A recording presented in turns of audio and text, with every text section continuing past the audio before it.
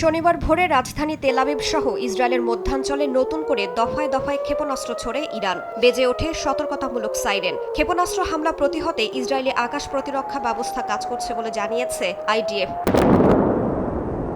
হামলা অব্যাহত রয়েছে কাতার, বাহরাইন, সৌদি আরব সহ উপসাগরীয় দেশগুলোতেও। তেলক্ষেত্র ও বিমান ঘাঁটিতে ড্রোন ও ক্ষেপণাস্ত্র হামলা ঠেকানোর দাবি করেছে সৌদি আরব। ইরাকের বাগদাদে সামরিক বিমানবন্দরেও ড্রোন হামলা হয়েছে। জর্ডানের আকাবা শহরের আকাশসীমায় ক্ষেপণাস্ত্র প্রতিহতের দাবি করা হয়েছে। ইরানের এসব হামলার পেছনে রাশিয়া গোয়েন্দা তথ্য দিয়ে সহায়তা করছে বলে ওয়াশিংটন পোস্টের প্রতিবেদনে উঠে এসেছে। এর জেরে মুখ খোলেন মার্কিন প্রতিরক্ষা মন্ত্রী পিট হেগসেথ। বলেন, যুক্তরাষ্ট্র সবকিছুই ট্র্যাক করছে, সেসব মাথায় রেখে যুদ্ধের পরিকল্পনা সাজানো হচ্ছে। এরপরই চলমান যুদ্ধে নিজেদের অবস্থান স্পষ্ট করে রাশিয়া। ইরানের প্রেসিডেন্টের সঙ্গে ফোনালাপের পর এক বিবৃতিতে দ্রুত সহিংসতা বন্ধে এবং কূটনৈতিক আলোচনায় বসতে যুক্তরাষ্ট্র ও ইসরায়েলকে আহ্বান জানায় মস্কো।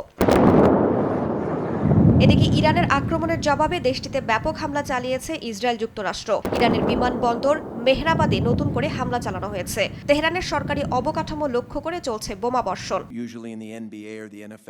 স্থানীয় সময় শুক্রবার হোয়াইট হাউসে আয়োজিত এক অনুষ্ঠানে ইরানের যোগাযোগ ব্যবস্থা ধ্বংসের দাবি করেন মার্কিন president Donald Trump.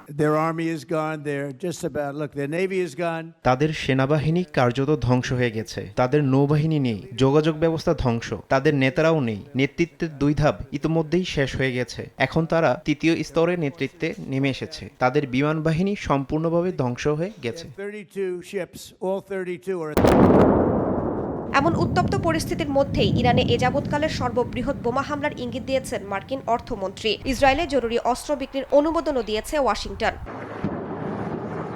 Tel Aviv ওয়াশিংটনের যৌথ হামলায় তেহরানে বেড়েই চলেছে প্রাণহানি। শুক্রবার জাতিসংঘ নিরাপত্তা পরিষদে ইরানের রাষ্ট্রদূত অভিযোগ করেন, দেশ দুটি জনবহুল বেসামরিক এলাকায় এবং অবকাঠামোতে হামলা চালাচ্ছে। এদিকে লেবাননেও অব্যাহত রয়েছে ইসরায়েলি হামলা। রাইসা জান্নাত, সময় সংবাদ।